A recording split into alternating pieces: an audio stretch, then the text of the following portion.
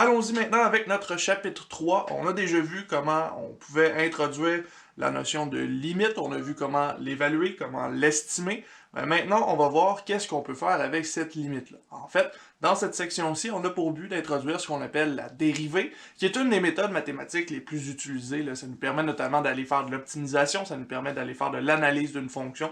Donc, on veut voir comment est-ce qu'on peut construire une dérivée.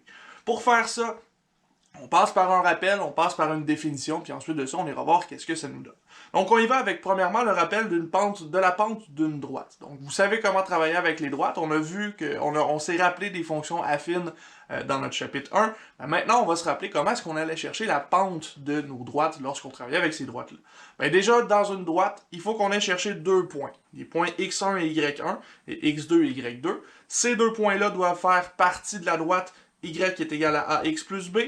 Ils doivent être distincts, évidemment, parce que si c'est le même point, ben, on n'a pas vraiment d'analyse possible à faire. Mais à ce moment-là, lorsque nos deux points sont distincts sur notre droite, la pente, le A qu'on retrouve ici devant notre X, ben, cette pente-là, on peut la calculer à partir de nos deux points. Comment est-ce qu'on fait ça? Ben, cette pente-là, en réalité, ce qu'elle nous indique, c'est la variation qu'il va y avoir en Y par rapport à la variation en X. Donc, on va chercher comment est-ce que ça varie en Y sur comment est-ce que ça varie en X. On peut noter ça comme delta Y sur delta X. Le petit triangle ici, c'est un delta, ça signifie une variation. Et dans ce cas-ci, ben, la variation de Y, c'est la différence entre nos deux Y, Y2 moins Y1, et la variation en X, la différence entre nos deux X, donc X2 moins X1. Ça ici, c'est quelque chose qu'on connaît, c'est quelque chose qu'on a vu souvent. On est capable d'aller faire ça sans trop de problèmes. Mais là, ce qu'on veut faire maintenant, c'est généraliser ce qu'on est en train de faire ici pour voir est-ce qu'on est capable d'appliquer la variation, cette pente-là, est-ce qu'on peut l'appliquer à n'importe quelle fonction. Et c'est ce qu'on fait avec ce qu'on appelle le taux de variation moyen. Dans ce cas-ci, on avait deux points distincts, x1, y1 et x2, y2. Ben là, on va travailler avec n'importe quel point A et B sur une fonction f de x. Donc, on définit ce qu'on appelle le taux de variation moyen, ou en rapide, TVM. Et ce taux de variation moyen-là, ce TVM-là, on comprend que c'est juste une généralisation de la pente d'une droite.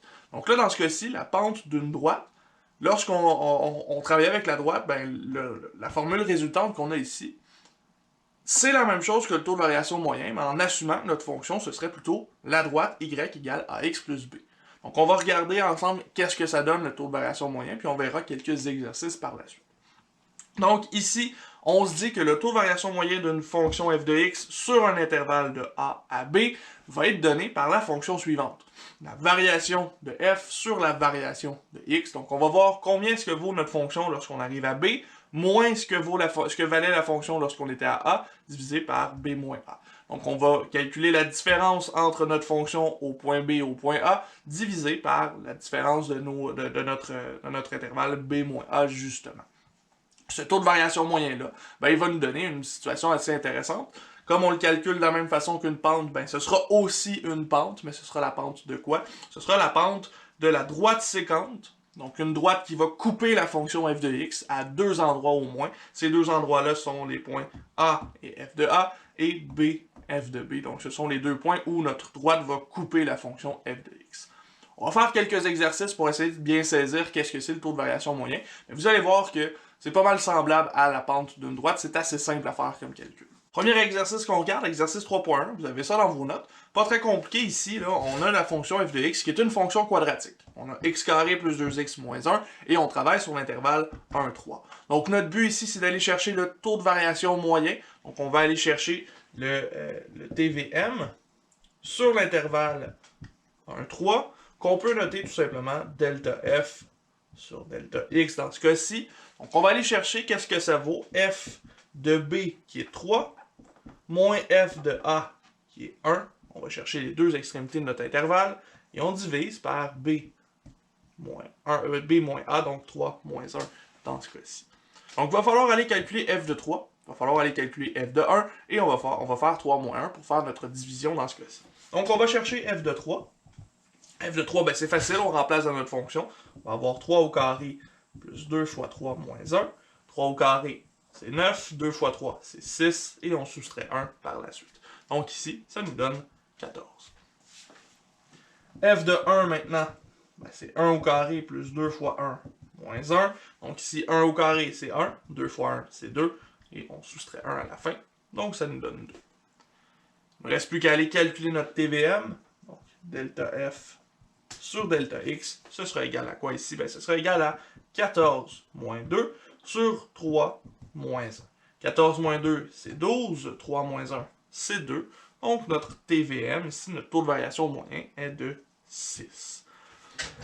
On revient là-dessus, on décortique un peu ce qu'on vient de faire. On a été vite, donc on veut voir comment est-ce que ça s'est passé. On était allé chercher premièrement la différence entre nos deux expressions de la fonction f3 et f1. Donc f de 3 c'était 14, f de 1 c'était 2. On l'a calculé en remplaçant le x par notre valeur.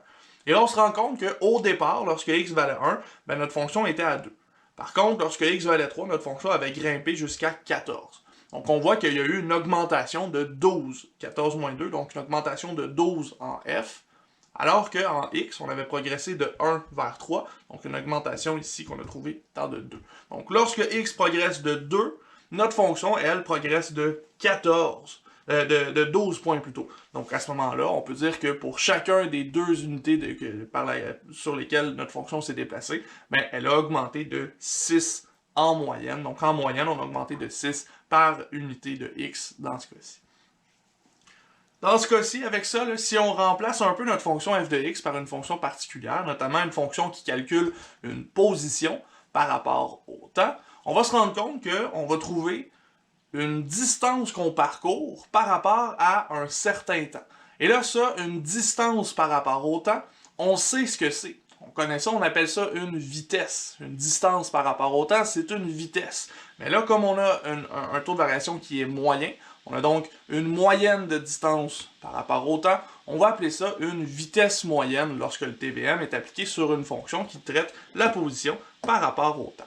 Donc on va en faire un exemple justement, l'exemple 3.2, vous l'avez dans vos notes. Dans cet exemple-là, on lance une balle à la verticale. Donc là, on lance une balle dans les airs et elle va retomber par la suite. Dans ce cas-ci, la position en mètres va être évaluée avec la fonction suivante. Donc S de t est égal à moins 4,9 t carré plus 58,8 t. Donc c'est cette fonction-là qu'on utilise pour évaluer la position de notre balle à chaque seconde dans le temps. Et en fait, à la fin de ça, ben, on va vérifier c'était quoi la vitesse moyenne de notre balle entre 2 et 5 secondes. Donc, on va aller voir la hauteur de la balle était à combien à t égale 2 secondes. La hauteur de la balle était à combien à t égale 5 secondes. On va voir donc c'est quoi la différence de hauteur qu'on a eue. Et on va voir c'est quoi la différence de temps qu'on avait. Donc, ici, on cherche delta S sur delta t. Et comme on a un intervalle de 2 à 5, on va aller chercher S de 5 moins S de 2 divisé par 5 moins 2. Donc je vais chercher vraiment là, ici S de 5 c'est la position de la balle après 5 secondes, et S de 2 c'est la position de la balle après 2 secondes. Donc je vais voir quelle a été la variation de position entre 2 et 5 secondes. Puis ensuite de ça, je divise par quelle a été la variation de temps là, ici, donc de 2 à 5 secondes, c'est combien de temps ça ici. Donc on y va avec S de 5. S de 5, ce sera moins 4,9 fois 5 au carré, plus 58,8 fois 5. Donc ici, utilisez votre calculatrice, faites pas ça mentalement, là, ça va être difficile avec des chiffres vérieux comme ça en plus, ça va vous donner 171,5 mètres. Dans ce cas-ci, on sait que notre fonction donne une position en mètres, donc on va aller la chercher, cette position-là, en mètres au total. On va chercher maintenant à 2 secondes où est-ce qu'on était, donc moins 4,9 fois 2 au carré, plus 58,8 fois 2. Ici, encore une fois, on utilise notre calculatrice et on va obtenir 98 mètres. Donc, on sait que la balle, elle était à 98 mètres de haut lorsqu'on était à 2 secondes. On sait qu'à 5 secondes, la balle était à 171,5 mètres de haut. Donc maintenant, delta S sur delta T, ce sera égal à 171,5 moins 98, divisé, on ne l'oublie pas, hein, par la variation du temps, donc 5 secondes moins 2 secondes.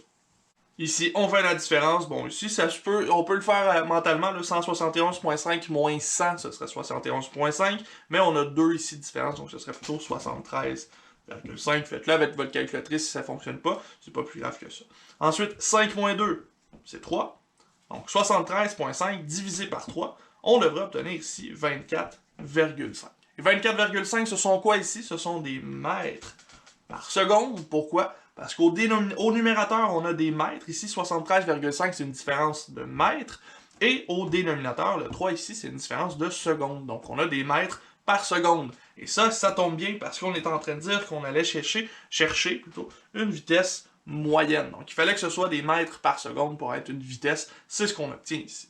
Donc, on voit qu'avec le TVM, on est capable d'aller calculer des quantités qui sont quand même intéressantes. Vitesse moyenne, c'est quand même quelque chose d'intéressant.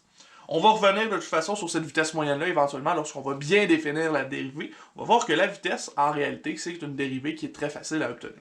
Sur ce, moi, je vous laisse ici. Vous avez l'exercice 3.3 qui est à faire aussi dans vos notes. Vous pouvez aller voir ça. C'est un beau numéro avec encore toutes sortes de choses comme ça. Nous, on se revoit dans une prochaine vidéo avec la section 3.1.2 où on va parler du taux de variation instantané. Donc, si on avait en moyenne, ben là, ensuite, dans la prochaine vidéo, on va voir comment est-ce qu'on fait instantanément ce taux de variation-là.